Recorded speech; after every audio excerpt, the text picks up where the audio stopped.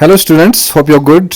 सो जैसे कि हम जानते हैं कि अभी फिजिक्स का पेपर आने वाला है, तो मोस्ट ऑफ द स्टूडेंट्स हैं अभी बहुत सारे क्वेश्चंस मतलब रहते होंगे या बहुत सारे चैप्टर्स रहते होंगे। सो आज की वीडियो जो है बहुत ही ज़्यादा इंपॉर्टेंट होने वाली है, क्योंकि इसमें मैं मोस्ट प्रोबेबल क्वेश्चंस जितने भी, चाहे 2 नंबर के हो, 3 नंबर के हो या 5 नंबर के क्वेश्चंस हो, डेरिवेशंस हो, कॉन्सेप्ट्स हो, पूरी की पूरी फिजिक्स में इसमें रिवाइज करवा दूंगा। इस वीडियो के अलावा आपको कुछ देखने की कोई ज़रूरत नहीं होगी। ठीक है बच्चों, चलो स्टार्ट करते हैं हम। काइनेटिक थ्योरी ऑफ गैसेस से हम स्टार्ट कर लेते हैं। ठीक है, काइनेटिक थ्योरी ऑफ गैसेस। तो फर्स्ट चीज यहाँ पे सबसे पहले देखेंगे हम, मोस्ट इंपॉर्टेंट पॉइंट जो हमारे पास बनता है, postulates of kinetic theory of gases. So postulates में सबसे पहले हम क्या करेंगे, देखो आप देख सकते हो यहाँ पे, गैसेस कंसिस्ट ऑफ, किससे बने होते हैं गैसेस? पार्टिकल से बने होते हैं या एटम्स या मॉलिक्यूल्स। तो सिंपल सा क्वेश्चन है, सिंपल सा आंसर पहले postulates of kinetic theory of gases का। सो गैसेस किससे बने होते हैं? पार्टिकल्स के, मतलब एटम्स या मॉलिक्यूल्स। नंबर 1, गैसेस, ये जो गैस मॉलिक्यूल्स है, they are in random motion में होते हैं। ये हो गया, ये भी हो गया। उसके बाद थर्ड पॉइंट हम देखेंगे यहाँ पे, they are constantly colliding each other. ठीक है ना, और वॉल्स ऑफ द कंटेनर के साथ भी ये कोलाइड करते रहते हैं। उसके बाद ये जो कोलिजन्स होते हैं, जितने भी कोलिजन्स होते हैं, they are perfectly elastic collisions हमारे पास होते हैं। ठीक है, so they are perfectly elastic. Next हम देखेंगे, they do not exert any force on one another. ये हमारे पास नेक्स्ट पोस्टुलेट है। अब उसके बाद एक और आप ये पोस्टुलेट इसमें कर सकते हैं, जो टोटल एनर्जी, काइनेटिक एनर्जी हो गैस मॉलिक्यूल्स की, that is directly proportional to the temperature. मतलब अगर टेम्परेचर बढ़ेगा तो काइनेटिक एनर्जी भी बढ़ जाएगी। तो ये पोस्टुलेट्स आपको करने की बहुत ज़्यादा ज़रूरत है। बस ये 5-6 कर लो और इसके अलावा कुछ नहीं करना है। चलो, ये तो हो गया पहला इंपॉर्टेंट क्वेश्चन। उसके बाद नेक्स्ट हम देखेंगे अभी इसमें काइनेटिक थ्योरी ऑफ गैसेस में क्या क्या हमारे पास है। देखो, अब हम यहाँ पे देखेंगे नेक्स्ट जो हमारे पास है, आइडियल गैस इक्वेशन क्या होती है? PV इक्वल्स टू nRT या म्यू RT होता। अब यहाँ पे मैंने म्यू की वैल्यू या n की वैल्यू 1 कर दी है, इसीलिए यहाँ पे मैंने सिर्फ और सिर्फ PV इक्वल टू RT के हिसाब से लिखा हुआ है। ओके, तो उसके बाद R को क्या कहते हैं? R is called the gas constant. ठीक है, R इज द, ये जो R आपको दिखाई दे रहा है, ये गैस कांस्टेंट और इसकी वैल्यू ये होती है। डायमेंशंस ऑफ R क्या है, ये आपको याद रखने पड़ेंगे। ठीक है, उसके बाद नेक्स्ट हम बात करेंगे गैस लॉज। तो सबसे पहली चीज जो गैस लॉज है हमारे पास, बॉयल्स लॉ। बॉयल्स लॉ क्या कहता है? देखो नाम से ही पता चलेगा, बॉयल मतलब यहाँ पे टेम्परेचर कांस्टेंट रखना है। जैसे कि वाटर बॉयल करता है ना, तो ऐसे याद रख लेना इसको, टेम्परेचर कांस्टेंट रखना है। तो P जो होगा या V जो होगा, वॉल्यूम जो होगा, direct inversely proportional to pressure होगा। मतलब अगर प्रेशर बढ़ा देंगे तो वॉल्यूम जो है डिक्रीज करेगा, अगर वॉल्यूम बढ़ा देंगे तो प्रेशर डिक्रीज करेगा। ये इनवर्सली प्रोपोर्शनल होती है। दैट्स वाई जो हमारे पास ग्राफ आता है, इसमें आप देख सकते हो ऐसा वाला ग्राफ आ जाएगा। मतलब एक चीज बढ़ी दूसरी कम हो जाएगी, एक चीज कम हो जाएगी दूसरी बढ़ जाएगी। तो अब आप याद कर सकते हो इसको। उसके बाद नेक्स्ट हम बात करेंगे चार्ल्स लॉ की। चार्ल्स लॉ में हमारे पास क्या है, इस चार्ल्स के केस में अब आप याद रख सकते हो प्रेशर कांस्टेंट रहता है। अब आपको कैसे याद रहेगा प्रेशर कांस्टेंट रहेगा? देखो, चार्ली कोई किसी बंदे को समझो, ठीक है ना, हर बंदे का तो कोई ना कोई प्रेशर तो आता ही आता है। इसका मतलब चार्ली के केस में हम प्रेशर को कांस्टेंट रखेंगे, तब जाके वॉल्यूम जो होगा हमारे पास, volume is directly proportional to temperature. अब यहाँ पे डायरेक्टली प्रोपोर्शनल है, इसका मतलब ग्राफ कैसा आएगा बच्चों? स्ट्रेट लाइन ग्राफ आ जाएगा। दैट इज वाई यहाँ पे हमने स्ट्रेट लाइन ग्राफ बनाया। उसके बाद नेक्स्ट हम देखेंगे गैल-लुसाक्स लॉ।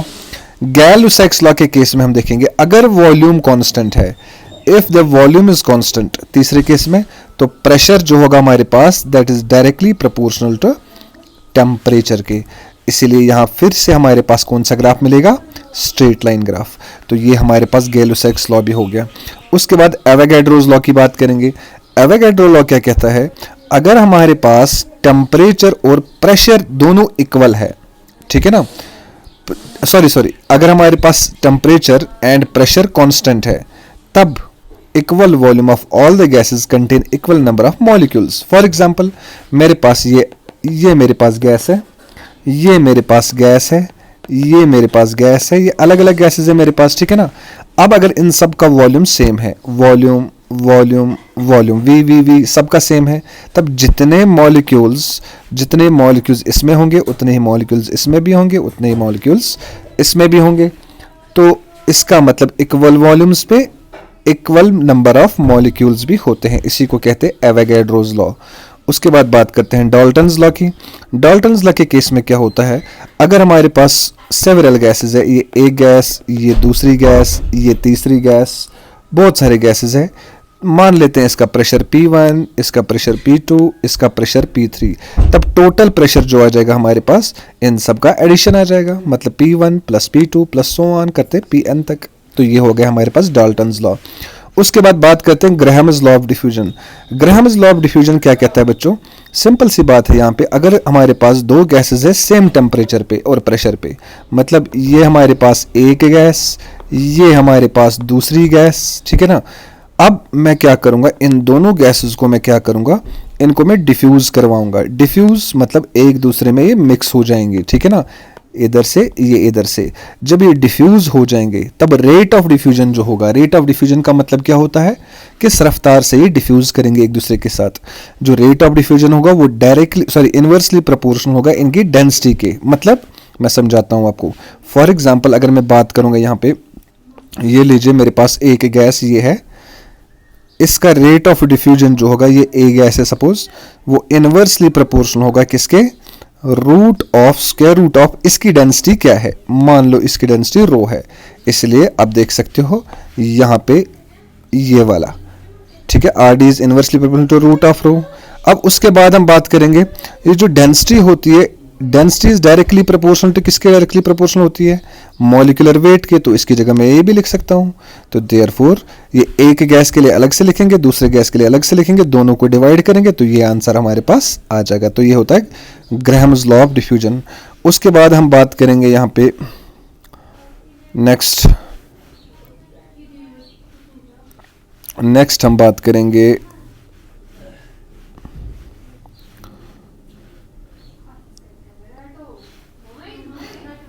मीन स्पीड, ये अलग से मैं बता दूंगा आपको।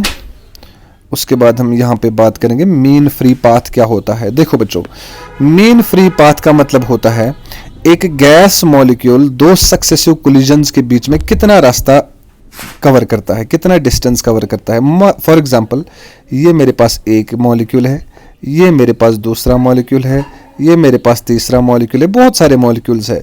तो जब ये आपस में टकराएंगे ना, जब ये आपस में टकराएंगे मॉलिक्यूल्स, अब दो सक्सेसिव कोलिजन्स के बीच में कितना डिस्टेंस कवर हुआ, उसी डिस्टेंस को हम कहते हैं मीन फ्री पाथ। और इसको लैम्डा एम से हम डिनोट कर सकते हैं।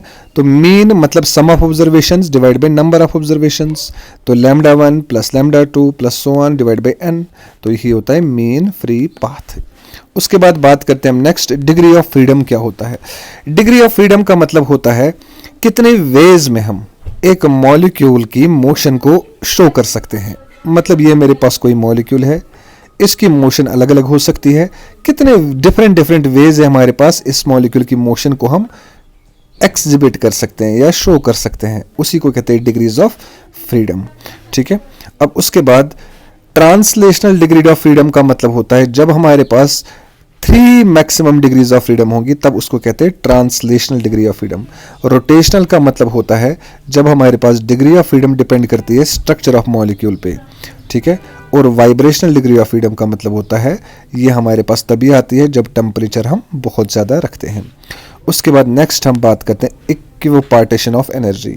Law of equipartition of energy का मतलब ये होता है जो टोटल काइनेटिक एनर्जी होती है हमारे पास किसी भी गैस मॉलिक्यूल की, total kinetic energy. For example ये मेरे पास गैस मॉलिक्यूल है, ठीक है, इसकी जो टोटल एनर्जी होती है वो इक्वली डिस्ट्रीब्यूट होती है किसमें, इसकी जितने भी डिग्रीज ऑफ फ्रीडम है उनमें इक्वली डिस्ट्रीब्यूट हो जाएगी total kinetic energy. For example अगर मेरे पास ये मॉलिक्यूल है, इसकी डिग्रीज ऑफ फ्रीडम 1 2 3 है, तो अगर टोटल काइनेटिक एनर्जी होगी 9, तो इसमें 3, इसमें 3, इसमें 3, इसी को कहते हैं law of equipartition of energy.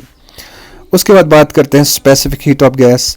Specific heat का मतलब होता है हमें अगर कोई सबस्टेंस है, इसको कितनी हीट प्रोवाइड करनी पड़ेगी सच दैट कि इसका टेम्परेचर कितना बढ़ जाए, 1 डिग्री सेल्सियस से बढ़ जाए, उसी को कहते हैं स्पेसिफिक हीट।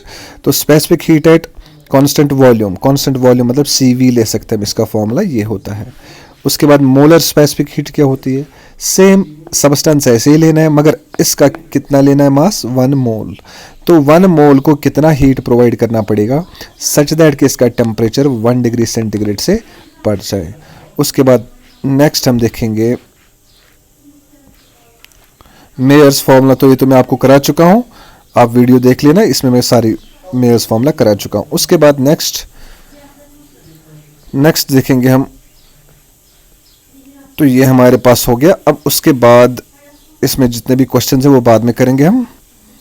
अब उसके बाद नेक्स्ट हम देखेंगे, सबसे पहले यहाँ पर नेक्स्ट चैप्टर कौन सा करेंगे हम, यहाँ पे देखेंगे हम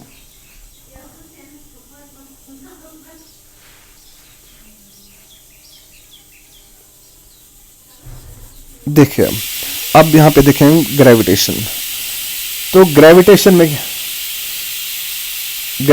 में क्या करेंगे, जस्ट 1 सेकेंड।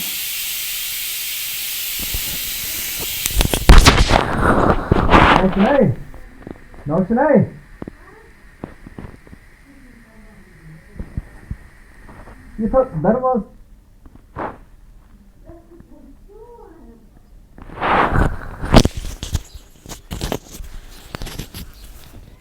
उसके बाद बच्चों देखेंगे हम नेक्स्ट हमारे पास क्या है। देखिए उसके बाद देखेंगे हम थर्मोडायनेमिक्स में क्या क्या हमारे पास इंपॉर्टेंट है क्या नहीं है, वो हम एक एक करके हम इसको समझ लेते हैं। चलिए, तो थर्मोडायनेमिक्स, तो सबसे पहले थर्मोडायनेमिक्स होता क्या है ये इसको समझ लेते हैं। देखो थर्मोडायनेमिक्स, थर्मो का मतलब ये होता है हीट, डायनेमिक्स का मतलब होता है मोशन। फिर हमने इसमें देखा था open system, closed system, isolated system, तो ये तो आपको पता ही होगा। ओपन सिस्टम फिर से समझाता हूँ। ओपन सिस्टम मतलब क्या होता है, जिसमें हमारे पास मास और एनर्जी दोनों ट्रांसफर होते हैं सिस्टम और सराउंडिंग्स के साथ। क्लोज सिस्टम क्या होता है, जिसमें सिर्फ और सिर्फ एनर्जी ट्रांसफर होती है मगर मास ट्रांसफर नहीं होता है। जैसे चाय का कप, ठीक है ना, चाय तो वहीं रहती है, मतलब मास वहीं रहता है मगर एनर्जी ट्रांसफर होती है सराउंडिंग्स के साथ। मतलब चाय का कप ठंडा हो जाता है कुछ देर बाद, पहले गर्म था इसलिए एनर्जी ट्रांसफर हो गई। आइसोलेटेड का मतलब क्या होता है, जिसमें न मास ट्रांसफर हो जाए ना ही एनर्जी ट्रांसफर हो जाए, that is called isolated system. उसके बाद बात करते हैं थर्मोडायनेमिक इक्विलिब्रियम क्या होता है। थर्मोडायनेमिक इक्विलिब्रियम क्या होता है, जब टेम्परेचर दो बॉडीज का हमारे पास सेम रहे तब हम कह सकते हैं कि ये थर्मोडायनेमिक इक्विलिब्रियम है। अब जीरोथ लॉ ऑफ थर्मोडायनेमिक्स तो वैसे आपके सिलेबस में अब नहीं है, तो उसके बाद बात करेंगे हम इंटरनल एनर्जी की। इंटरनल एनर्जी मतलब जो हमारे पास, अगर कोई मेरे पास सिस्टम है, इस सिस्टम में जो पार्टिकल्स होते हैं, इन पार्टिकल्स की टोटल एनर्जी क्या क्या होती है हमारे पास, एक तो होती है काइनेटिक एनर्जी, एक होती है potential energy. So this kinetic energy plus potential energy, इसी को हम कहते हैं internal energy of A system. ये जबकि आप यहाँ पे देख सकते हैं, ठीक है। उसके बाद बात करते हैं नेक्स्ट हमारे पास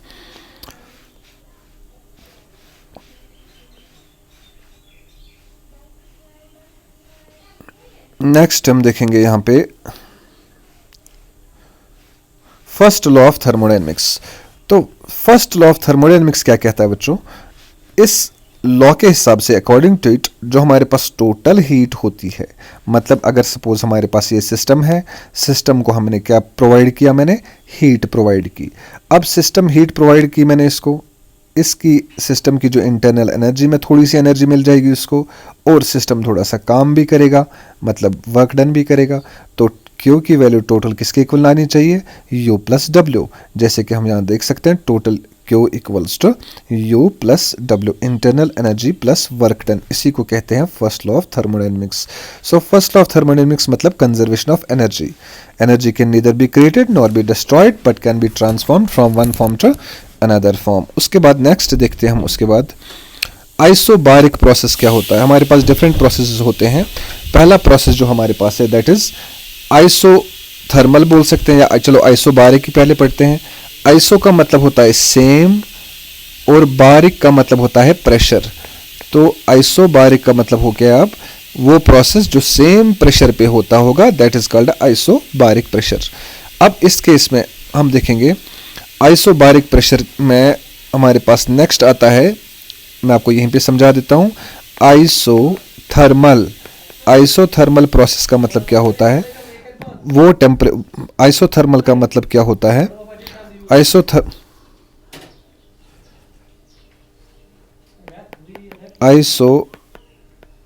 आइसोथर्मल का मतलब क्या होता है? सेम टेम्परेचर, मतलब वो प्रोसेस जो सेम टेम्परेचर पे हो जाए, दैट इज कॉल्ड आइसोथर्मल। ठीक है, उसके बाद बात करते हैं नेक्स्ट। हमारे पास एक और प्रोसेस होता है आइसोकोरिक। आइसोकोरिक का मतलब क्या होता है? वो प्रोसेस जिसमें सेम वॉल्यूम रहे, दैट इज कॉल्ड आइसोकोरिक। इसी तरह हमारे पास एडियाबेटिक का मतलब होता है जिसमें हीट जो होती है ट्रांसफर नहीं होती है सिस्टम और सराउंडिंग्स के बीच में, हीट ट्रांसफर नहीं होता, दैट इज कॉल्ड एडियाबेटिक। उसके बाद work done in isothermal and work done in adiabatic, वो मैं ऑलरेडी वीडियोस में करा चुका हूं बच्चों, वो कर लेना आप। ठीक है, उसके बाद नेक्स्ट हम देख लेते हैं, ये हमारे पास आइसोथर्मल प्रोसेस हो गया।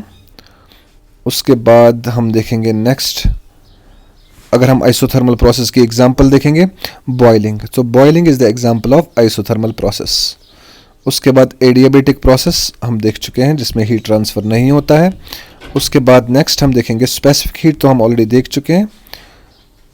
एग्जांपल्स ऑफ एडियाबेटिक प्रोसेस की एग्जांपल क्या है? बर्स्टिंग ऑफ साइकिल ट्यूब, ये एडियाबेटिक प्रोसेस की एग्जांपल है, या propagation of sound waves in A gas. उसके बाद नेक्स्ट हम देखेंगे इसमें फ्री एक्सपेंशन क्या होता है। सिंपली हमारे पास अगर दो वेसल्स है, दो डब्बे हमारे पास, एक में गैस रखी है, एक में कुछ नहीं है, वैक्यूम है।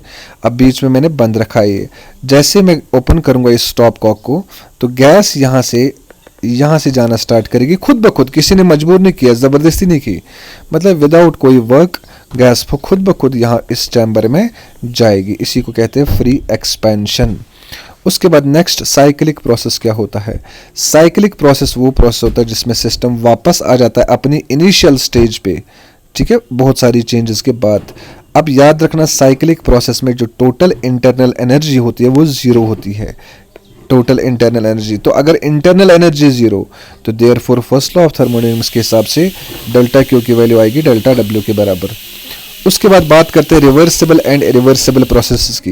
रिवर्सिबल प्रोसेस वो प्रोसेस होता है जिसमें change in heat and work from initial to final state are exactly retraced in opposite sense. मतलब अगर यहाँ से कुछ चेंज हो गई किसमें? हीट और वर्क में, एग्जैक्टली जब वापस रिवर्स आ जाएगा प्रोसेस, वो वापस सेम आ सकती है। ठीक है ना? तो ये हो गया हमारे पास। जैसे फॉर एग्जांपल हमारे पास क्या है, अगर हम आइस को, मेरे पास आइस है, इसको हम हीट अप करेंगे तो क्या बन जाएगा? पानी बन जाएगा। और अगर सेम हम हीट प्रोवाइड करेंगे पानी को तो वो क्या बन जाएगा? वापस आइस बन जाएगा। तो ये रिवर्सिबल प्रोसेस है। और बाकी जो वापस नहीं हो पाएगा that is called irreversible process. तो बाकी हीट इंजन तो आपके सिलेबस में नहीं है, ये सब रेफ्रिजरेटर, ये सारा आपके सिलेबस में नहीं है। तो आई होप आपको ये चीज़ें समझ में आई होंगी। इसी के साथ हम नेक्स्ट वीडियो हम सेम ऐसे रिवाइज कर लेंगे और डेरिवेशंस के साथ अच्छे से रिवाइज करवा दूंगा। तो वीडियो के साथ बने रहें। Thank you so much.